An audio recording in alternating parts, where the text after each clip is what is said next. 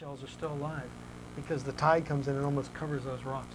Great place, north of Jupiter on A1A called Blowing Rocks.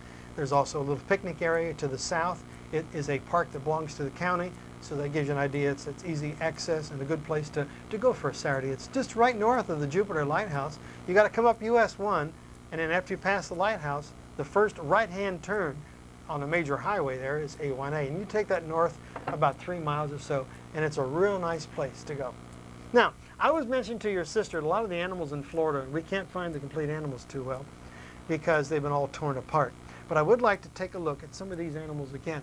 And I'd like to just briefly explain to you those that we have found and those that can't be found. For example, on this first photograph, or drawing I got, we see here a camel. And that's a giant ground sloth in the back and a saber-toothed tiger. It's not important really to see the detail. The point is, Kyle, that animals that live in Africa today all lived in Florida years ago. Mostly after looking at Yeah. one picture, Yeah. very good because you can't see the camel very well. No, he's right up in the front. But he was smiling. Did you notice he was smiling? All right, the next animal I want you to look at. This is the skeleton of the woolly mammoth. Now, this woolly mammoth, we have never found the complete animal in Florida. There's a lot of pieces missing, but there are places you can go where they made artificial pieces and they put it together. I know for a fact that there's the head of the woolly mammoth in a river in Florida, and they're in the process either to take it out or leave it. They haven't decided what to do with it yet, because if you take a lot of fossils out of their locations, you know, it will cause the animal to fall apart, and you really can't have it. So sometimes just to preserve the animal, they'll just leave it, put a sign next to it, do not touch or whatever, and you just can't do anything at all. The next thing I want you to take a look at. This is really funny. Deer antler. Calcaninium odocilius virginianus or something. Isn't that ridiculous? And then we got giant armadillo, dermal scoots, Homocenia floridensis, and then we got a turtle, rear top of shell. I can figure that one out. Then we got terrapin carolina. Leave those words up there. Have you ever heard of a state in the United States called Virginia? No, I haven't. Have you heard of a state called Florida? Yes. Have you heard of a state called North and South Carolina? Yes. All right. Now see the name at the very last word in each of those animals? Yep. Virginianus, that's Virginia.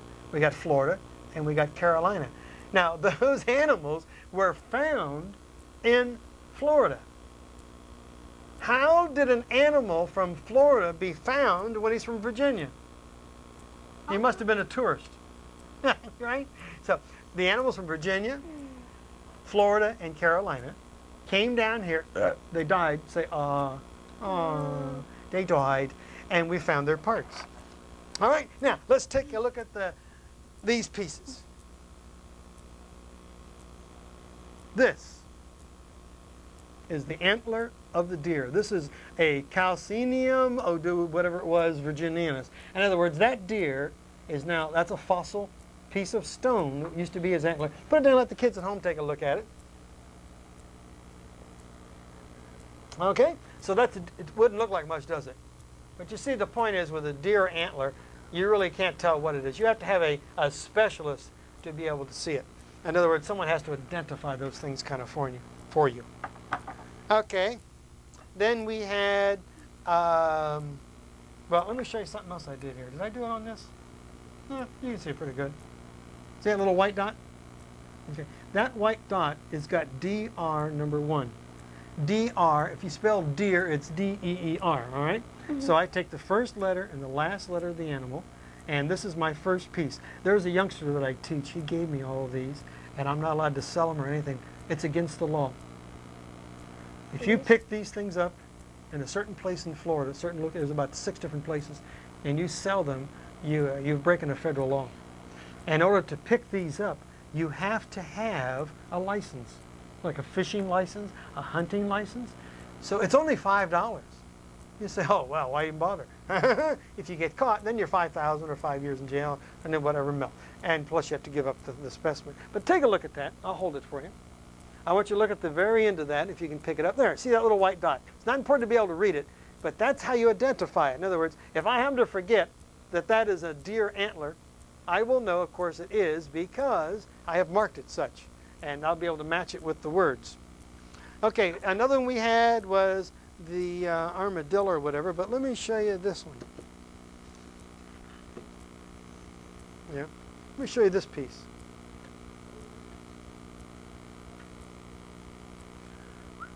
What do you call these bones in your chest? Ribs. Ribs. Okay, that's a rib of an animal. Now, this is what you call spare ribs, kid. There's not much food on that one, right? Let's put it down here so they can take a look at it. This is a rib. Have you ever heard the word of a name of a manatee? Mm-hmm. All right. I think you're getting smarter than you could. So anyway, the manatee is an animal. It's a mammal. It lives in the water. Mm-hmm. And it lives, likes fresh water mainly. Yeah. But, Likes lettuce too. oh, yeah. And in fact, there's a plant, the water hyacinth, he likes because it's like a lettuce. And it clears the canals. This animal, since this is a fossil, and since it's black, it's been buried for a long period of time, that meant that this manatee lived a long time ago. So that is an ancient fossil manatee bone. And let me see if I can find another one. Yeah, there's a good one. Take a look at that and then put it down there for the kids to see it at home. Put it down and then let it go. You want to make a guess what that looks like to you? It's huge. It's a very large piece. This was an animal that lived some time ago, and that's his tooth. This came from the prehistoric horse, and that is his upper molar, upper right-hand side. Isn't that awesome? And yep, I put on there H-E for horse, H-O-R-S-E, H-E. Now that's not being scientific, but that's the way I do it. You put the first letter and the last letter of the animal. And what I use is whiteout. And there are these marking pens that are good for marking on overhead projectors. You may see them at church. They put it, everybody sings the songs and all that. But anyway, that's the kind of pen I found that does very well. So this way you mark it. And don't write all over horse and all that because it'll just mess up the whole piece. You keep it as small as possible. That way, it works better.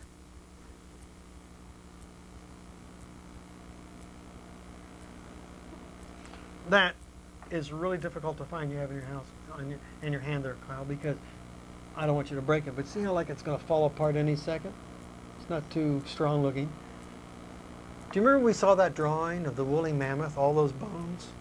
That is his upper leg bone, a piece of it. Now that elephant, that woolly mammoth, was the size of at least a half of a house, quite large. Okay? So that is the upper part of his leg, and this is from the woolly mammoth. That's the elephant with long hair and the long tusk. In our next program, we're going to take a little bit more look at that, and there's 2 places in Florida that I know of that you have to go, well, 3 actually, but 2 I got some videos that I got from, and 2 places you got to go. A third one I don't have the video, but it's also a place to go, which brings me to mind. Remember I told you have to have a license to bring this stuff up? Mm-hmm. You can collect shark teeth, you can collect fish pieces and things like that, that's okay. But anytime you pick up a mammal, you know, what's a mammal? I don't know. A mammal is an animal that buries its young alive. The babies come out instead of eggs. Okay, so that's one characteristic. So any mammal part, you have to register it with the state of Florida or any state in which you are picking up the fossils. And in some states, they won't let you pick it up at all. They'll tell you, well, thank you very much. We'll take it. It's ours. Thank you for finding it, and move on. They won't let you keep it. But every state should have a geological museum. Most of these are that I know of are located near universities, and they're open to the public, and they have some awesome collections. And you can actually go and see those. Okay. What else do you have? Let me see if I can find another one. It's got a lot of holes in it. Baby elephant trunk. Yeah, it looks like here's another one. Ooh. Notice one thing, that on these particular pieces, and put them down here so they can take a look at it, these are not very black in color. They're sort of, they got caught with the white sand around them. And these, once again, are ribs from the manatee. Actually, you're going to have baby manatees, you're going to have adult manatees, but that's going to depend upon what size fossils you come up with. All right? Now, what I want to do is I want to go to the next chart, and it should say seashells, right? Okay. So let's take a look at that chart. The last word after each name, E-X-T-I-N-C. T. All right? That word is extinct. That does not mean it stinks. Extinct means it's no longer living. I have a whole collection of seashells. That's why I put the S. I have seashell number 1, 2, 3, 4, 5, 6, and 7. And I have more. But these particular 7 no longer can be found anywhere in the water. In the whole earth. Just look at that first. Take a look at that, Kyle. See, that's 2 seashells stuck together? Mm-hmm. All right. Lay it over there and let the kids at home just lay it there and take a look at it. Now, this is 2 shells stuck together. This reminds me of something called a turkey wing, for those of you who are shell collectors. But this particular thing has real long handles, of which Kyle has hold of there. And these long handles, of course, is what makes this an obvious example of a piece. There are all kinds of books available. You can go to those places called libraries. Oh, heaven. You can check the internet, and all these things are available for you that you can find out the actual names. So with that, see, there's my S1. So I know who it is, the real scientific name. So with that, we're going to get on now with lesson number 4, and there's something very interesting in fossils I want to show you.